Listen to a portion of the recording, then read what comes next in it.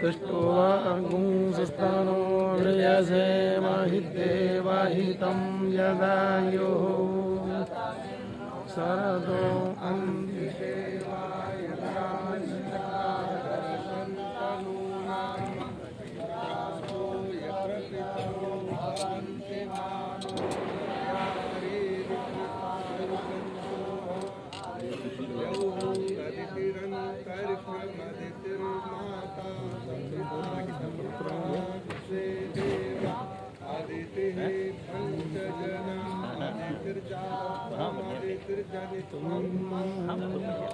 शांतिरंतरिक्षगुं शांतिः शांतिरेव शांतिः सामा शांतिरेव तदया शांतिर्विश्वेदेवा शांतिर्ब्रह्म शांतिः सर्वगुण शांतिः शांतिरेधीयतो यथा समीहते ततो नो अभयं कुरु सन्नः कुरु जगतगुरु शंकराचार्य जी के श्री चरणों में कोट कोट वंदन करते हुए हम अपने को बड़ा भाग्यशाली मानते हैं।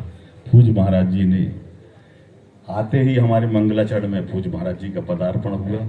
हमारी उतनी ही वाणी बड़ी पवित्र हो गई। और कहने का ये जो मंथन है, समाज का भी मंथन होता है।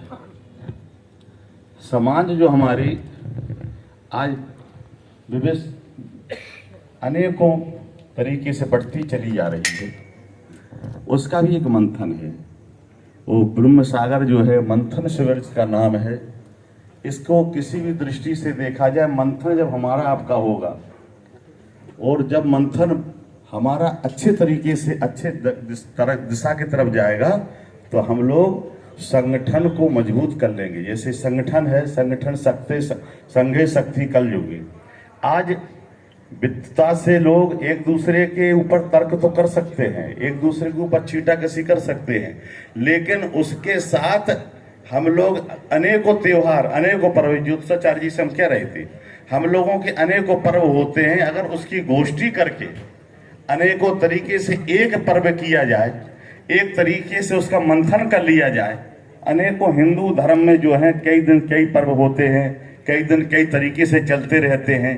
तो मेरा श्री शंकराचार्य जी के श्री चरणों में एक हमारी छोटी सी एक हमारी जो बात कहने जो नहीं है, लेकिन कहना पड़ रहा है, क्योंकि अनेकों पर्व जब हो जाते हैं तो लोग, अन्य धर्म के लोग हमारे ऊपर बड़े तरीके से कटाक्ष करते हैं। ये हिंदू धर्म की बहुत ही संगठन वाली प्रक्रिया है, जिसमें ये पर्व कई दिनों से चल रहे हैं। तो इसका भी हमारा निवेदन, हो सकता है अपनी बात को अच्छी तरीके से न कह पा रहे हो, हम हो सकता है कुछ त्रुटियां कर रहे हों। कई लोग कहते हैं एक उत्सव कई दिन चलता रहे, तो उत्सव कोई मना थोड़ी करता है, लेकिन उसको एक तरीके से एक उत्साह के दिन हो तो अच्छा लगता है। और ये मंथन तभी और अच्छा रहेगा। और हम अपनी वाणी को ज्यादा नहीं आपके चरणों में रखते हुए वंदन करते हैं और अपनी वाणी को विराम देते हैं। जय श्री।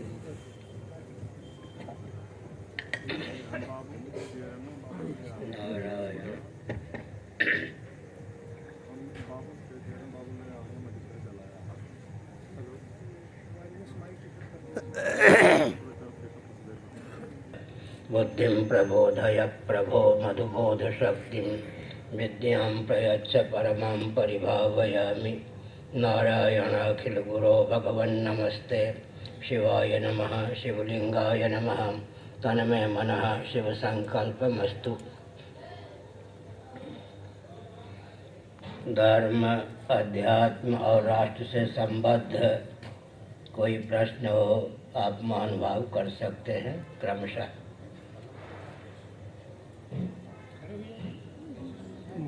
धर्म, अध्यात्म, राष्ट्र। महाराज जी, हमारा एक प्रश्न है कि मंत्रों के उच्चारण में जो कुछ लोग ऐं कहते हैं, कुछ लोग ऐम कहते हैं, तो इसको थोड़ा विस्तृत रूप से। अनुस्वार घटित बीज मंत्र होता है, बगल में उसे मोहलन कर देते हैं, उच्चारण की विधा में परिवर्तन होता है।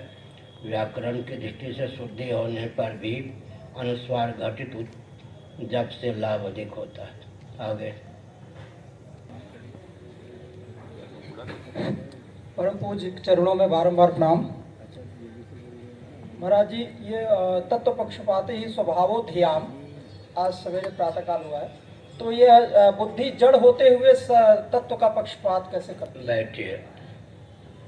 हमारे सनातन वैदिक सिद्धांत को बौद्धों ने अपने शब्दों में गुम्फित किया, तत्व पक्षपातो ही स्वभावो धियाम। जीव की बुद्धि का स्वभाव होता है तथ्य का, सत्य का, वास्तविकता का, सत्य का पक्षधर होना। स्वाधिष्ठान साभास बुद्धि को विज्ञानमय कोश कहते हैं। उसमें सत्व प्रधानता के कारण आत्म चैतन्य के प्रतिबिंब को ग्रहण करने की क्षमता है। साथ ही साथ हम यह भी कह सकते हैं कि आत्म चैतन्य से अधिष्ठित जो अंतःकरण है वो चेतन सदृश हो जाता है। संकल्प विकल्पात्मक मन है, निश्चयात्मिका या अध्यवसायात्मिका बुद्धि है, स्मरणात्मक चित्त है, गर्वात्मक अहंकार है। संकल्प विकल्प आदि की सिद्धि अंतःकरण से होती है। स्थूल शरीर में जो एक दिन शव के रूप में